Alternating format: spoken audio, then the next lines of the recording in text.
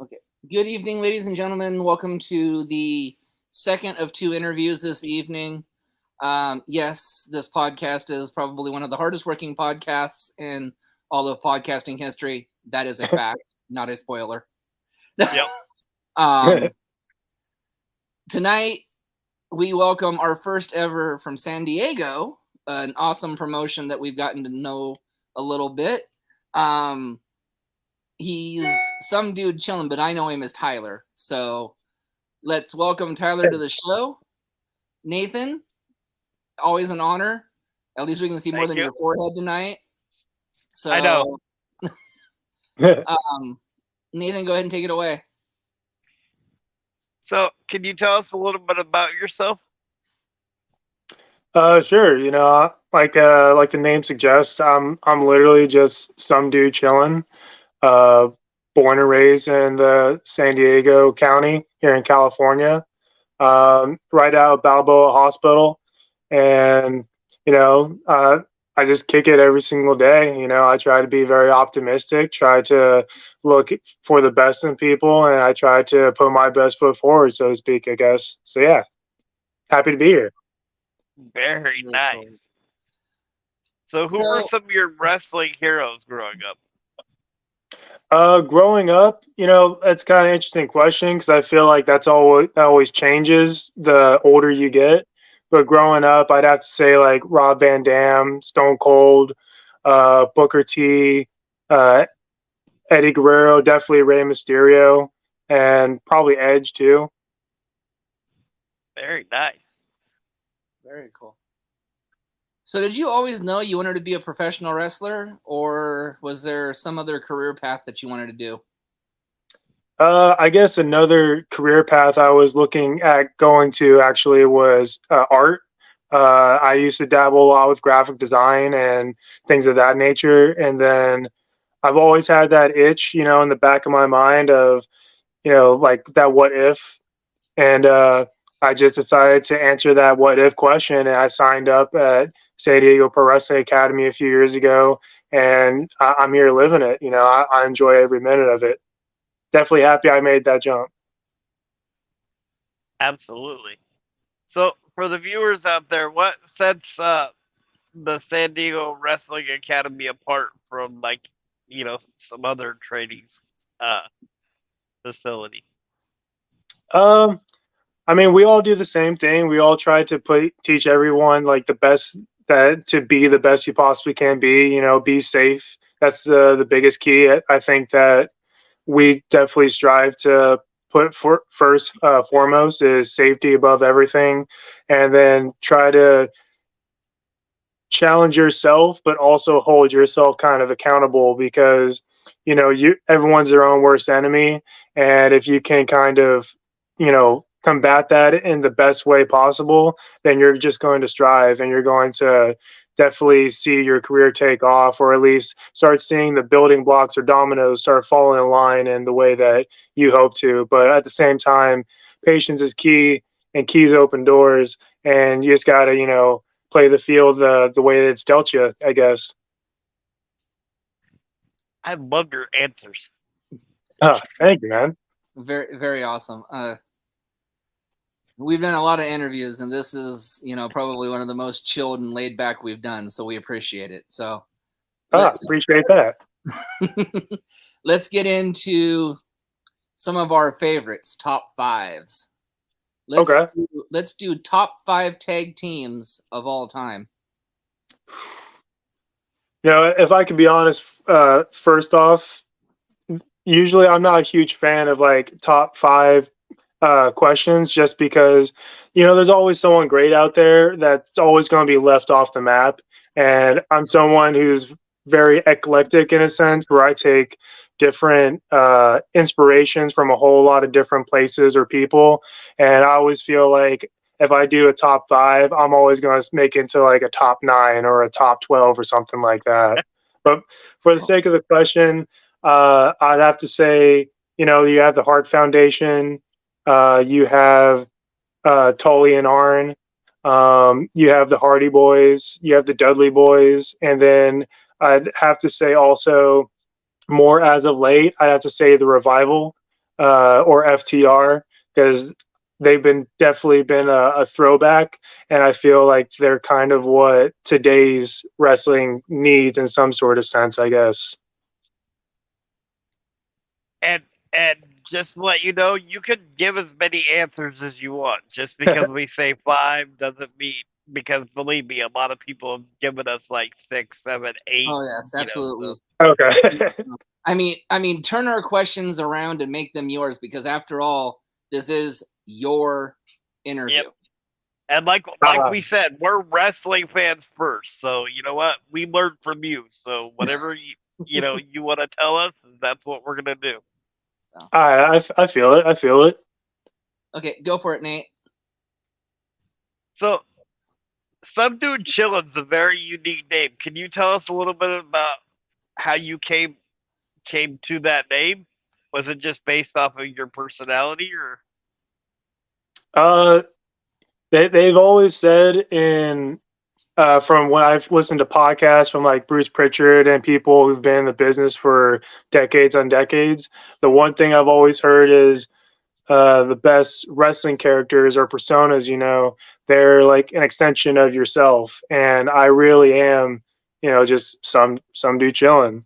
I always try to be optimistic, and I'm always laid back. I'm a little bit of a wallflower, if you will. And the name itself, I guess, comes from when I was doing more graphic design, art, and helping work with people in the music field. And I always had that idea in the back of my head of I'm a very humble person. I kind of actually don't like to talk about myself too much. And I think that's where the name came from, is getting notoriety without people really knowing who you are. And I kind of turned that on its head for wrestling. Like, I go into a building, no one's going to know who I am. Doesn't matter what name I have. There's going to be like, oh, who's this guy? Who's this dude? And I guess I just flipped it to, I am just some dude to somebody out there, somewhere. And I'm a very chill individual. And I guess I just kind of, merged the two together, and I'm just some dude chilling. But the thing is, we're all some dude chilling.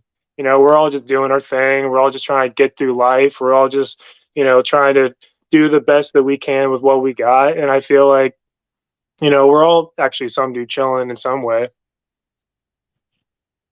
Yep. Very cool. I really like Okay. this.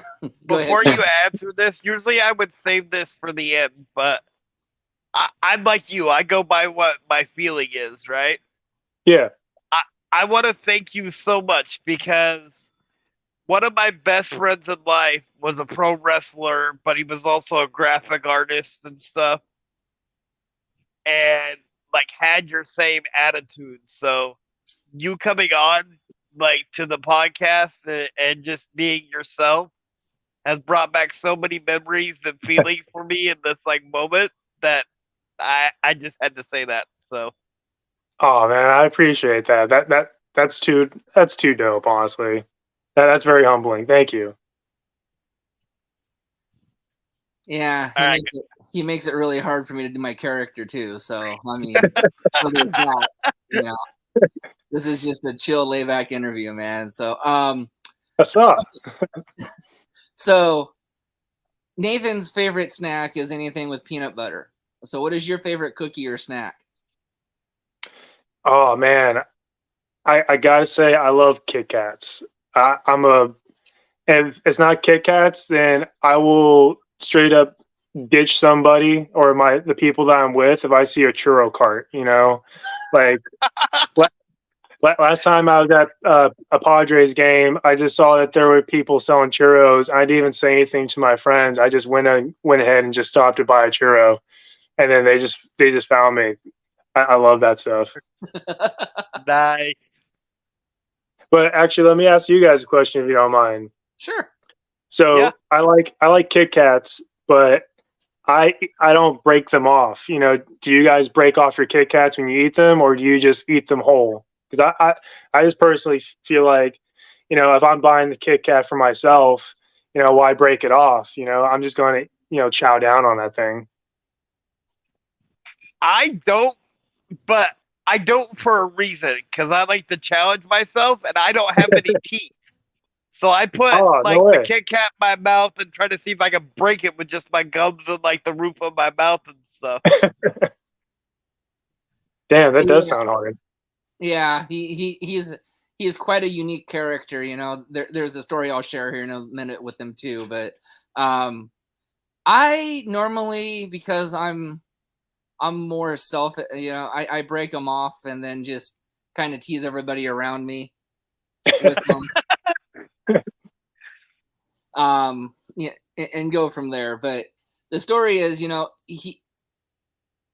you brought up your Padres story, so I'm going to bring up our Mariners story. I took him to a I took him to a Mariners game last year, and you know he lives in a nursing home, so he can never get hot dogs. So he goes, "Hey, Tony, go get me a hot dog." Okay, no problem. So I go get him a hot dog, and what he forgets are the hot dogs are these sausage dogs, so it has a second coating in it. So he goes and he goes, you know, just load that thing up with mustard, you know, and bring it back to me. It's like, oh, okay, well, you know, here you go. You know, I go and I sit down and I start watching the game again. And the next thing you know, here he is struggling with his hot dog, and you finally hear it pop. And I look over and he's got yellow all over his beard, and Oh man, the sausage The dog. damn thing exploded. The sausage dog exploded, and the mustard exploded in his face. Oh, that wasn't like blistering hot or anything, was it? I hope it wasn't. No. Although I realized at that point that's probably what a robber feels like when you're robbing a bank and it's like the dime pack and Oh my gosh. Anyways, Nathan, go ahead. So what's the scariest injury you've ever had? Oh man, scariest injury I've ever had so far was actually before I started wrestling. It was actually doing ring crew for a wrestling show that I was helping out with, and this was maybe within the first month of me in my wrestling training, and there was just an accident where something fell on my head, and I had to go like to the hospital, get a couple stitches, but I still, after everything was done, I still came back, helped out with ring crew, and then I showed up the next day and helped out with ring crew for the actual show. So I don't know if that's a test to my determination or, you know, just goodwill effort, but yeah, I'd say like that's the scariest like injury I've had so far, but it wasn't too bad though. I could see that. Yeah, it wasn't too bad overall. Okay, so let's just get your top list of female wrestlers of all time, and you can list as many as you want. Yep. Okay. I definitely would have to go with damn, too many. I'd probably have to go with like Molly Holly's up there. Jacqueline. I feel like those two were definitely trailblazers in different ways for like women's wrestling. I'd definitely have to go with Lufisto, Mercedes Martinez, definitely from the independent side. And then you got Asuka too. And then I know that she can be like a controversial one here and there, depending on who you ask. But I have to say Charlotte Flair too. She's definitely you either love her or hate her type of individual. But I think that just shows like how good of a pro wrestler that she is and character that she can be. And also I have to say like Stacy Keibler, and yeah, off the top of my head, like those are probably the ones I have to really just say. Yeah, those are probably like the best ones I got right off the top of my head, though. Very nice. And Stacy Keibler was just because she had legs, right? She knew how to use them. You said that perfectly. To be fair, though, she was a different like trailblazer, I guess, in a different way because she was like that diva wrestler, but at the same time, she would be able to if she had a job she had to do, she went in there and she did that job. And I don't remember hearing a lot of female talent, I guess, doing the same things that she did and doing it if the way that she did it, I guess, if that makes any sense. No, it makes perfect sense. So, who's the biggest name you wrestled that like the viewers out there would know? Not too many, unless like it's the local circuit. The biggest names I probably wrestled is uh, like Jordan Cruz. He's been in New Japan Strong. He's been on GCW. Um, I've been in like battle royals and rumbles with the Divines from up at Millennium Pro, and Brendan and Danny. They're definitely solid competitors, whether it's tag team or whether it's like singles.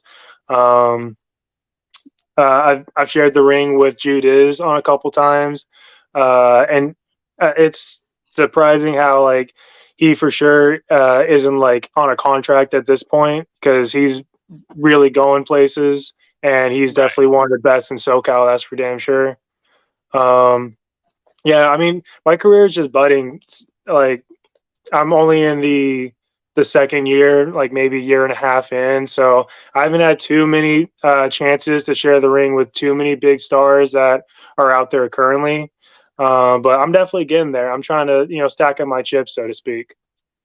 Very nice. Our third co-host, who had some big money moves to make, is actually a manager in Southern California. Although he lives in Washington now, so. Oh yeah, Big Money Dodge. I've met him a few times. Very nice dude. Awesome. Yeah. Yeah, very cool dude. I've seen him come to a few of our shows at the San Diego Pro Wrestling Academy shows, and I've seen him at a few shows just along the SoCal borders. Oh wow! Very cool. So he knows our co-host. Hopefully he's not listening. What do you really think of Big Money Dodge? Oh well, man. If we're really talking, he's a pretty chill dude. He's super supportive of indie wrestling, super supportive of pro wrestling. I got nothing bad to say about the guy. He's super cool. He's awesome. He really is. Yeah. We've learned a lot from him too with this podcast and everything. He's helped us tremendously. And his guy, and his guys are top-notch guys too. But anyways, let's move on. So in honor of Big Money Dodge, Southern California, but he wrestles in Southern California. So we're going to change the question. So, who are some of the independents in Southern California that you'd love to wrestle? Definitely Jude is one of them. A singles match with him, I think, would be pretty dope, and I think it would be a good styles clash. The demeanor that I bring to the ring versus what he brings to the ring, I think that would be pretty interesting. Another one would probably be like J2 Mattioli, also from the academy. He's been making waves as the playmaker. I don't know if you guys have seen it, but he does like a kind of a Knight Rider weekend type thing, and it's definitely very different. And I think it's propelling him to new heights because of that. I'd also probably have to say I've seen Paul London wrestling here in SoCal a little bit more. I think that'd be a pretty cool match. I met him a few times at Comptomania. Very chill dude. Brian Kendrick too. That's another great tag team from years ago. And there's probably the ones I could think of off the top of my head. Definitely the Divines, like I was saying. Those are. I haven't had a singles match with them yet, but that'd be a really good singles match. I think that I could definitely learn a lot from. And Ray Rosas too. Yeah, Ray Rosas is always very clean, smooth, and I feel like there's something he does different every match I see him in that I feel like I could learn from wrestling that guy. You guys would have a great dynamic too. Just Let's throw let's throw another couple names out at him. How about Jimmy Mayhem or Boom Shasta? Oh, Boom Shasta, that's one of my dogs right there. Like, he's super dope. Met him a few times at Comptomania. We just hit it off. I definitely would love to wrestle Boom Shasta one on one. I've only had the pleasure of being in the ring with him on like maybe one or two occasions, but never actually like 1-on-1 though. Okay, Big Money. If you're watching, Big Money, make it happen. You need to book your VP of Big Money Exchange against this man. Oh, I have to wrestle all the Big Money Exchange? No, just Boom Shasta. No. Boom Shasta is the VP of Big Money Exchange. So I can make that match happen. Okay. Yeah, that sounds pretty dope. Let's do that. Yeah, we'll make it happen. Thank you.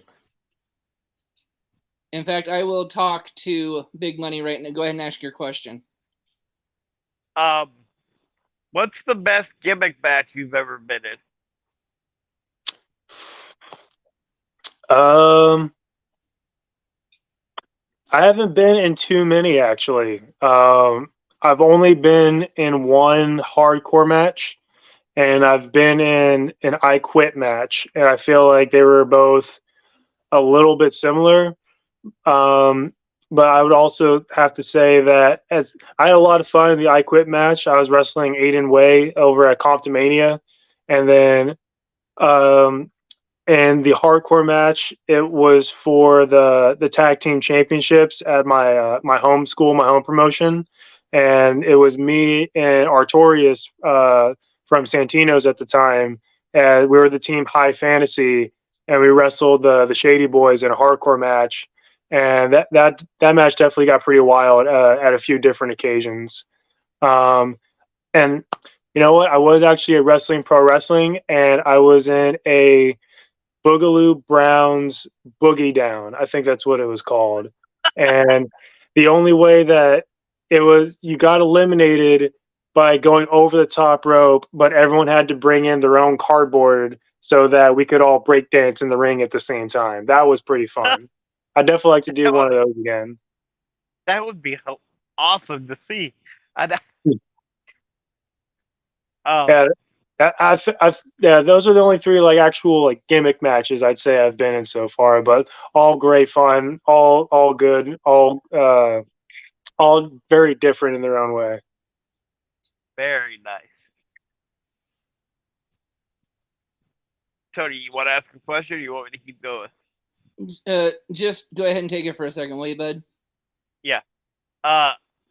So what's the craziest crowd you've ever wrestled in front of?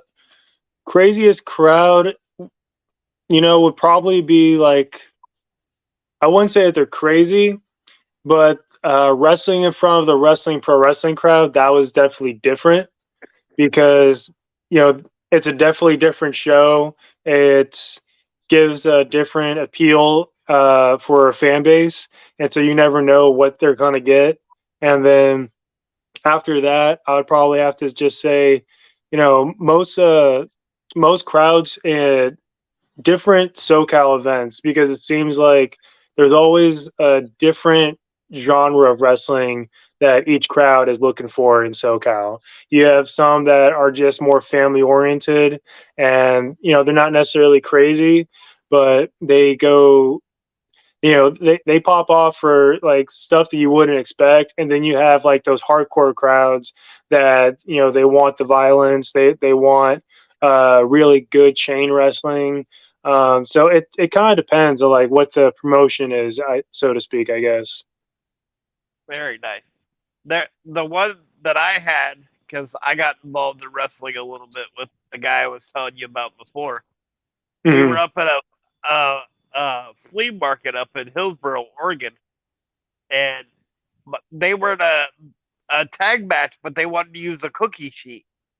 Yeah. And so I'm in a wheelchair, so they're like, "Here, hide the cookie sheet behind your back in the wheelchair, while you're sitting in the crowd," which is fine. But they didn't tell me they were in the main event 3 hours later.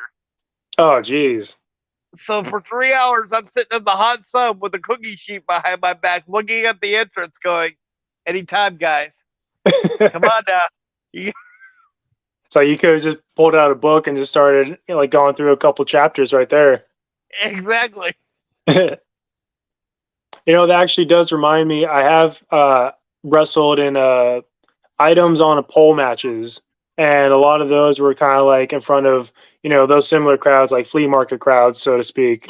And Yeah. those are pretty interesting too. Um. So what's the best advice that your trader's given you, and do you still use that advice today?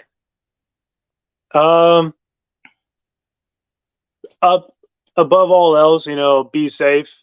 Because you or the person you're wrestling with or the people you're wrestling with, everyone has families to get to at the end of the day, and everyone wants to be able to get home to their families too. So I think safety is a big importance, but also eating right, taking care of yourself. You know, as much as people want to go to train and go to the gym like every single day, you have to be able to look at yourself and be a little bit smarter than what you're passionate about. Not necessarily that, don't push yourself to get to where you're at, but you got to be smart and know when you got to take a break, lay back, just chill for the sake of chilling and resting. And knowing when to take like a day off so that you can just enjoy time with your family or, time doing things that you love outside of wrestling. And then, right after that, push yourself because we're living our dreams, I guess, is how it's always been put. And if it's really a passion that you have and it's a dream you're wanting to attain, then it's kind of like how hard are you willing to work for that? And there's a lot of talk about, what are you willing to sacrifice for it and things of that nature. And one thing that I've always heard is don't just be happy to be here. I've heard that on the local level that I'm at. I've heard that all the way up to, the top level, the people that are on TV all the time. And it's the, but I almost look at it kind of like in a different way, where if I'm not happy to be here, then I'm not obviously going to be pushing myself to want to be here and want to stay here. So I guess I start looking at it like, I'm happy to just be here because I'm living the dream that, my 6-year-old self wanted to be. I remember asking my mom when I was like 9 or 10, hey, what if one day I became a pro wrestler?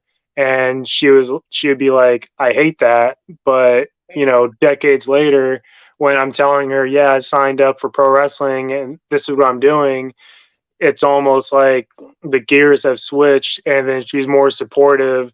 And it's not like she's telling me don't do it, but you gotta make sure you're doing XYZ to so that you can do it, I guess.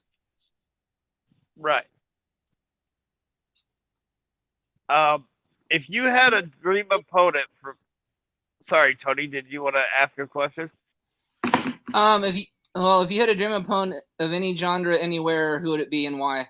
I'll just steal yours. Fair enough. I would definitely have to say AJ Styles. Ooh, Yeah, I'd have to choice. say AJ Styles. That's definitely one of my favorite wrestlers, and definitely one of my consistent favorite wrestlers all the way from when I was about like a kid or like a teen all the way till now. He's never not been one of my favorites. And I think that'd be a pretty cool match to do. And just like that's a cool person to learn from. And then on the same spectrum, Rob Van Dam, that'd be another cool match to learn from as well, just because that's someone that I been told like that's someone that I kind of mirror in certain ways, and I would definitely love to have a match like that with RVD at some point if it were to ever happen. Yeah, I can see how people would say you mirror our RVD. Um, just with your kind of laid back, mentality, which is awesome. Um, Yeah.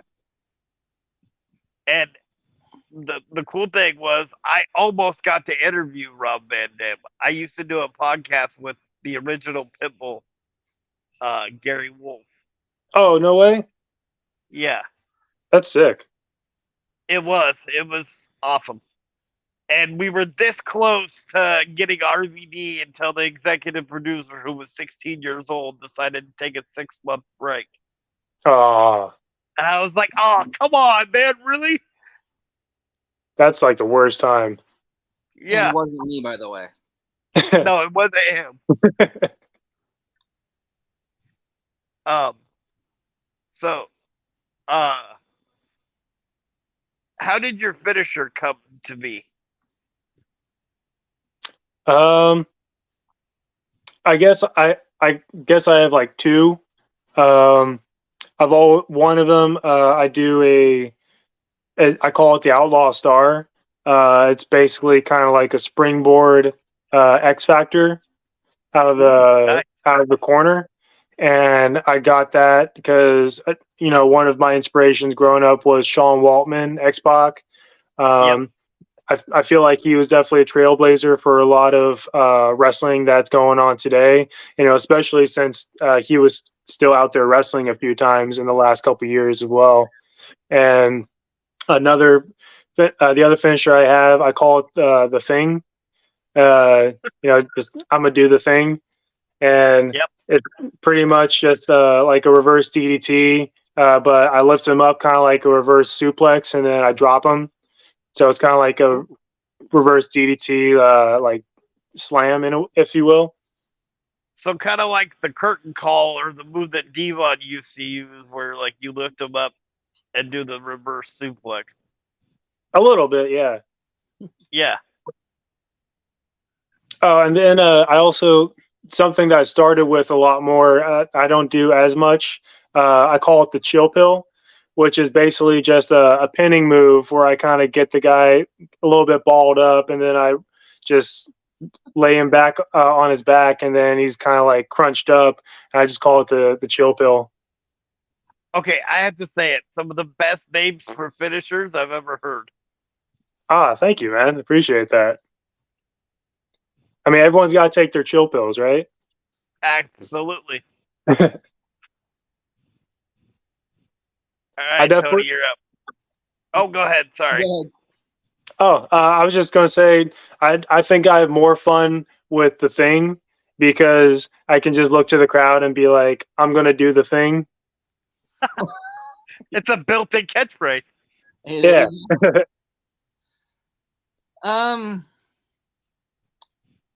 Let's see here. I always love this. I always love this question and the answer that comes with it. So let's just go ahead and get right into it. Okay. In your opinion, the best wrestler turned actor? Ooh. I feel like there are two, and I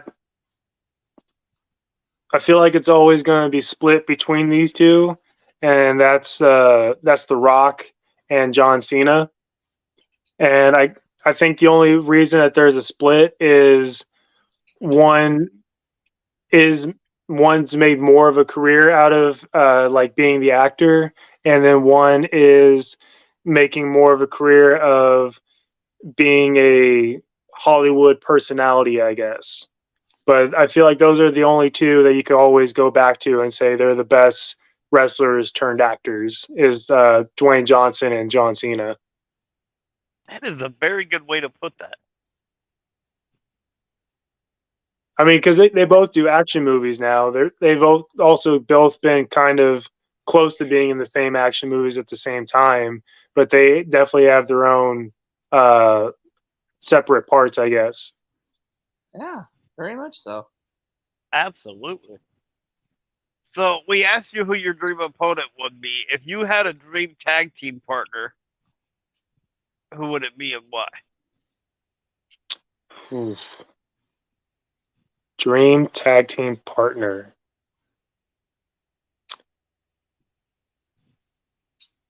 I'm gonna have to go with Dusty Rhodes on that one.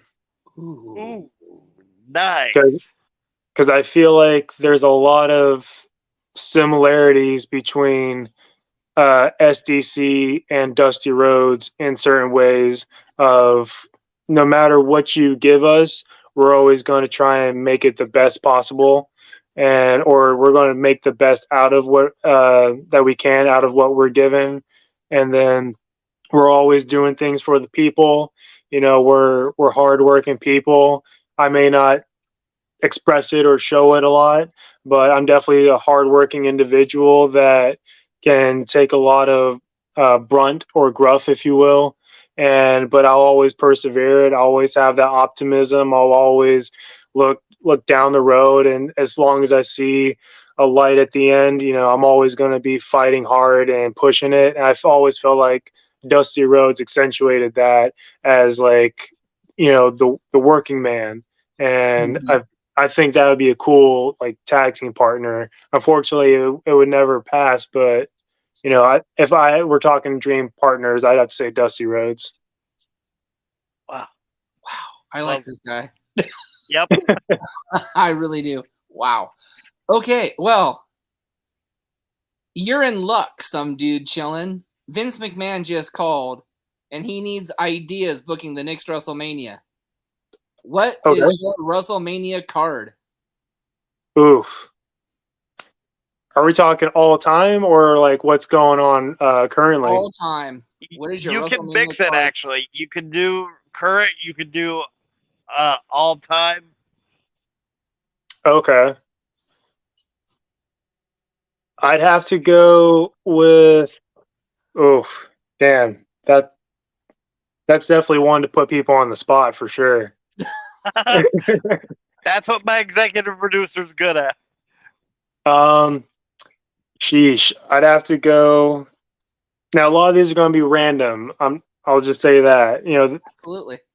know, I'd probably have to say Roddy Piper versus Seth Rollins.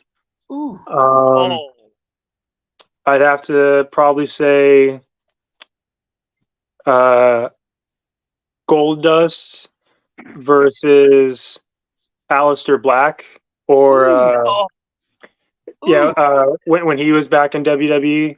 yep.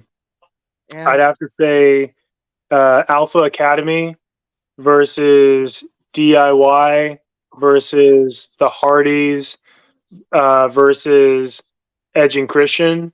I feel like that'd Oh, be a pretty crazy like 4-way tag match, and it doesn't have to be like a gimmick match with ladders or TLC or anything like that. I feel like those four teams would just have a bomb like 4-way tag match. Woo. Um, Elimination Chamber was never at Mania, so we're just going to throw the Elimination Chamber in there. Um, I'd have to say Triple H, RVD, Eddie Guerrero, uh, Booker T, John Cena, and then I think that's 5. That's 5. yep. For the last one, probably I'd say Batista. Ooh. Oh, I, oh, I think that'd be kind of a wild, definitely a hodgepodge, but I think that'd be definitely interesting for sure. And then I was always a huge fan of Test growing up, and I feel like Test versus Karrion Cross versus oh, Gunther. That might Ooh. be kind of an interesting match. And actually, let's make that a 4-way. We'll throw Sheamus in there as well. And Oh. I feel oh. like it's just be like a lot of meat slapping going on, and Ooh. just like one big hoss fest. I feel like that'd be pretty dope. And then world's greatest tag team, Sean Benjamin, Charlie Haas. Let's get them with the Revival, FTR. And then, oof.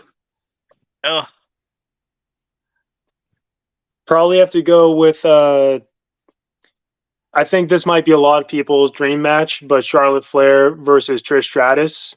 I think like Trish Stratus from like early 2000s, late 2000s. I feel like that would be a dream match that people would want to see.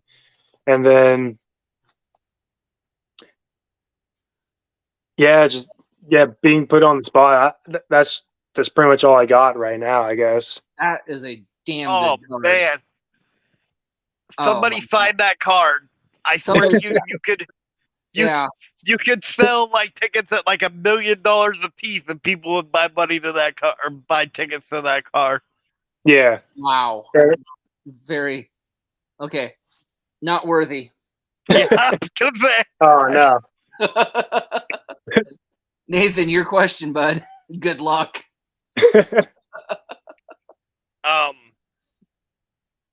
So I'm still trying to process that card. Whoo, yeah, I know. Tell me about it. So what advice would you give somebody that wanted to become a pro wrestler? First off, just do it, kind of like what I was saying earlier. If you have that itch in the back of your head, or that inkling, or you just have like that jitteriness of that, do I want to, that big old what if question. Just do it, man. Like Nike, just do it, because you're never going to know until you actually give it a good fair shake. And you may find out that you enjoy it, and that you actually are good at it, and it's things are coming easy to you, believe it or not. But also you got to put that work in. I feel like I through personal things outside of wrestling at the time, I wasn't giving myself that fair shake of really putting in the work, and really, eating well, and really trying to put myself out there, go to shows, help out, do ring crew with a bunch of different shows. And because those are a lot of the things that you just have to do if you want to try and get any sort of chance of making it, is you got to be able to willing to put your best foot forward and help out wherever you can. Opportunities don't grow on trees. You got to, sometimes I've gotten matches so far just because I happened to be there, even though I wasn't on the actual card itself. And, just how determined are you? If this is a dream you really want and you've always thought about trying to get it, are you just going to be, no pun intended, just chilling at home, just snacking on like Cheetos? Or are you going to snack on those Cheetos after you hit the gym for an hour or two? And then how many days out of the week are you going to hit that gym? How many days out of the week are you going to make time to go to training? Like one of my trainers said recently, you could spend, actually, no, we did a seminar with Rocky Romero just a week or two ago at our academy. And he flat out said, are you going to spend your Friday night hanging out with your friends? Or if you really want this, are you going to hop in the car with some of your wrestling friends and go to the shows that they're working on, and then possibly like help out with that show? Or even like, just because you're there, maybe someone else doesn't show up and that opens a spot for you. Or even if you're not wrestling, you get to watch everything that's going on. You get to watch everything from the business, all the matches, and you get to experience that world. And who knows, maybe you meet somebody that gives you that opportunity later down the road. So it's all about just kind of like timing and patience overall. You got to have patience. You got to be able to enjoy what you're doing, but also be patient of the fact that it's not everyone's time at one time. Not everybody got famous, or not everybody got that brass ring or that championship all on the same night, all for the same title. Everyone has their own time and place, so to speak, but it's also kind of like how hard are you willing to work to make that time and place happen for you when it's appropriate for you, I guess. A great answer. All right, I guess the dying question is, what is your dream promotion to work for of the major 4 promotions, AEW, WWE, New Japan Pro Wrestling, or let's say Impact, or even MLW? I think everybody can agree that they'd all want to work for the WWE because that was more than likely like what you grew up watching. For me personally, I feel like Impact would be a dream promotion. Just from everything I see, it seems like there's a lot more not freedom, so to speak, but more liberties for people to be who they want to be and how they want to kind of present themselves. And even for people kind of just coming up who just got signed and have no real notoriety to them, I feel like that's something that Impact offers, that they give you a fair shake at being who you are and who you want to be, rather than just, all right, here's what we want you to do. Here's what we want you to dress as. Here's your name. Now go out there and make it work. But also, all the same, the best wrestlers will be able to take that and then run with it and then make it the best thing possible. But I definitely have to say Impact for sure. Out of all of them, as much as I would love to have a chance to work in every promotion, every big promotion possible, I'd say Impact is the dream one for me. Nice. Your favorite managers of all time, in honor of Big Money Don, by the way. Okay. I'd have to say Bobby Heenan. That's definitely like an ideal one for sure. Stu Hart. Uh, a lot of the great wrestlers that we look back to and we revere, like they were managed by Stu Hart at some point, or he helped them along the way to get to who they eventually became. And then I also have to say Mouth of the South. Jimmy Hart too. That was just a recognizable person that I always grew up watching and seeing with some of the greats at the time when I was a kid watching wrestling. Very And Paul Heyman. You can't forego Paul Heyman. He's a great manager, and he always builds the best out of the person that he manages without like putting the spotlight on himself, I guess, if I had to say it like that. I kind of have a funny story about a manager, and no, it's not Dodge. When I was doing that thing with Gary Wolf, we interviewed Bill Alfonso, Rob Van Dam's manager. The only problem was nobody told me he'd bring the whistle with him when he did the interview. So like after every word he whistled into the phone. After an hour interview, I think I was deaf for like 3 weeks. Oh no. Oh, he must have just been blaring that thing, huh? If you were feeling like that. Oh yeah, because it was as loud as it always was when he was a manager. So yeah. So how many times did he do that before you just kind of like put the phone away from your ear? I can't. Yeah. So go ahead, Tony. I think I'm going to take this time to do our first little public service announcement. Now, I've looked on your Facebook, so this might be news to you. This might not be news to you, but a mutual friend of yours, sir, and of Nathan's and mine, dude, to the father of this individual, all you had to do was take the kid back to the police station. Yeah. All you had to do was take that kid back to the police station and give him back to his mama. All you had to do. And you chose to run like a coward and hide that child in Mexico. Dude, I hope they find you and they throw every book at you possible. Please, Amen. please, please, please do the right thing. Triple M, if you're listening, we love you, man.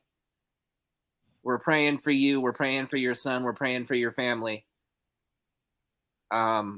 Just how appalling for that to ever happen. As a father myself, I don't know what I'd do if my child went missing. Yeah. So. No, absolutely. It's irreprehensible. You know, it's awful. I'm right there with Mike. I'm hoping Hansel comes home safe and sound. And before you ask your next question, Nathan, we are offering Mike Martinez a half hour on this podcast before our interview tomorrow night with Boom. Awesome. Yes, Nathan, that is now official. I have talked to Dodge. It is happening. So before Boom, we get a half hour with Mike. Amen. Whatever he needs. So, all right. So go ahead and go to your next question. That was just me breaking character for just a minute. So, if you could make, like, if the promoter came to you and said, "Let's make a faction," who would you put in that faction, and why? Oof. I'm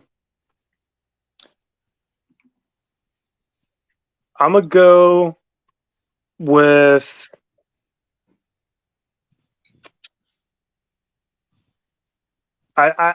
I know he has a faction right now, but I'd have to say Ray Rosas.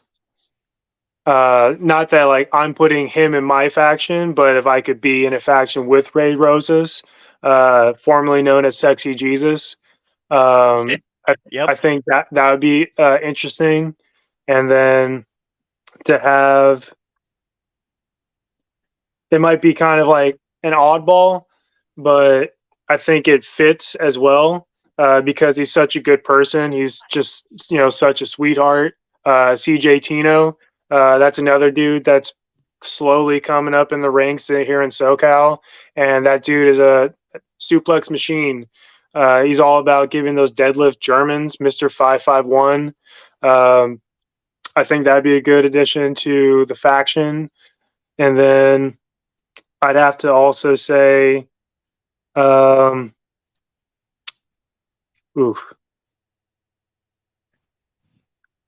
he actually is about to debut at our pro wrestling school this Sunday at Spotlight.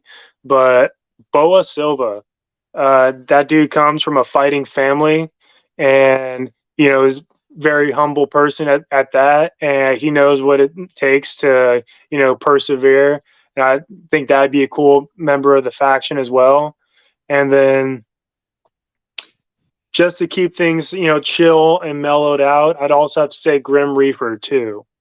Have to have Grim Reaper from GCW in it as well. I think that'd make things interesting. This is just all top of the head spitballing, but I think that'd be an interesting faction. That sounds awesome to me. Yeah. All right, Tony, you're up.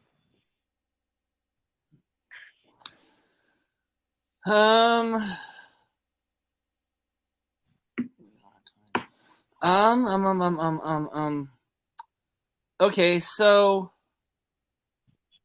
what are your future goals in wrestling?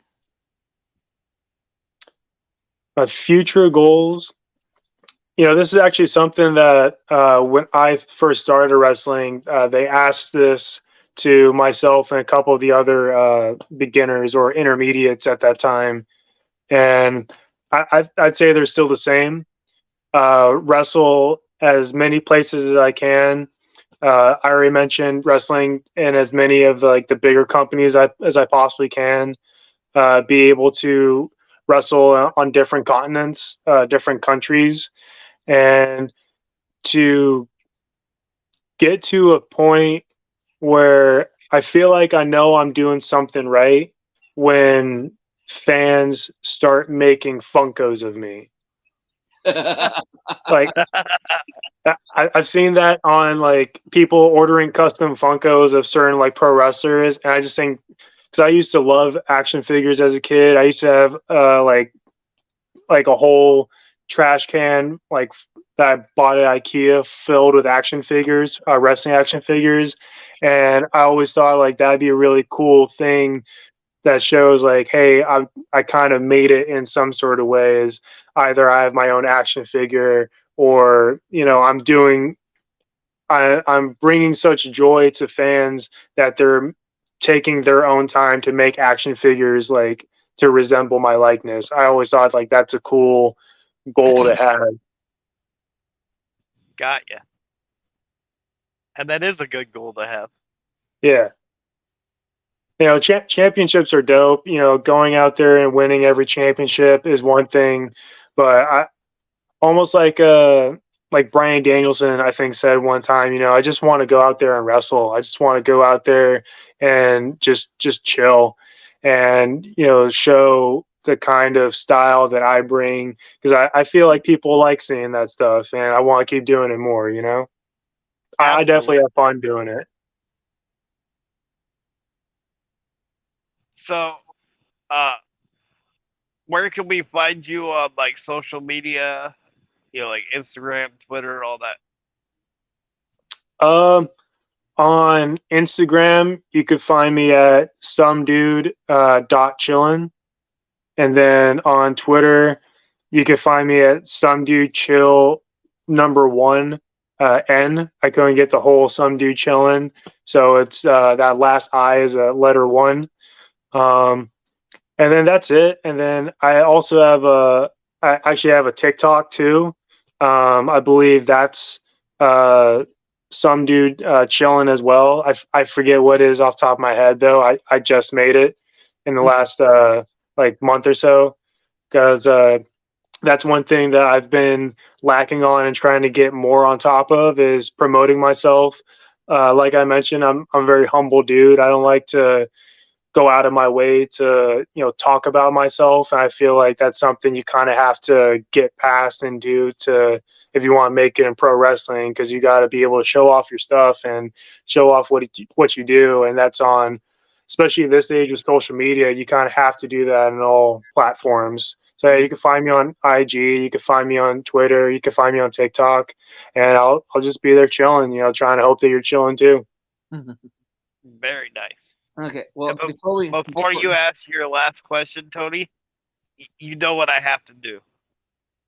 Uh-oh.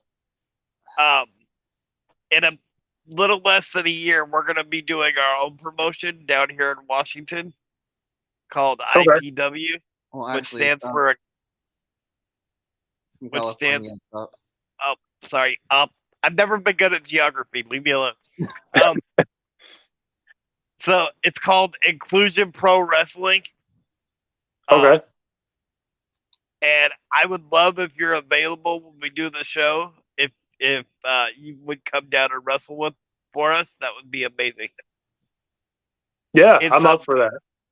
And the first show is a benefit show for the Special Olympics. Oh, I'm definitely up for that. I'm always up to wrestle like charity shows because they're always going to be for good causes. I'm always down to help people out. So awesome. We'll definitely keep you updated. I appreciate that. So with that, I'll go into closing. But, before we do that, if you actually had a chill time, hey, talk to your people at your academy. Have them check out this podcast. Have them come on and be guests. Yeah. We love promoting up and coming stars, even stars that have been for 20 years. It's like we said, we're just chilled back wrestling fans. Yeah. Or if we can steal a word from Doc Gallows, nerds. But just anybody that you think would be a good interview or want to have an interview, send them our way. You know. Yep, and you're Yeah. more than welcome definitely. to come back at any time And too. absolutely, that includes you. If you want to come back on at some time, you're more than welcome. But I appreciate that.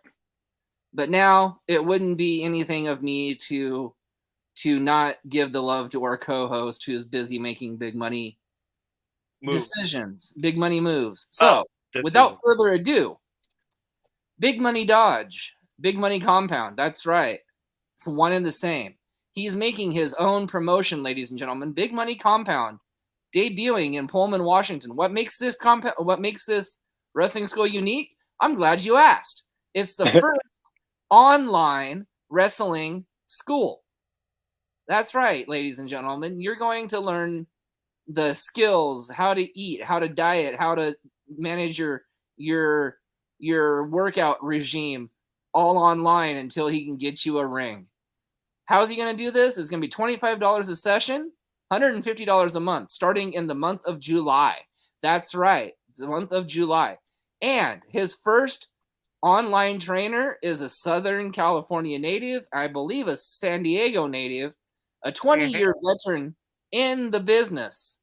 Yes, ladies and gentlemen, I said a 20-year legend in the business. Mr. SoCal Crazy. Oh, snap. That's dope. Yeah.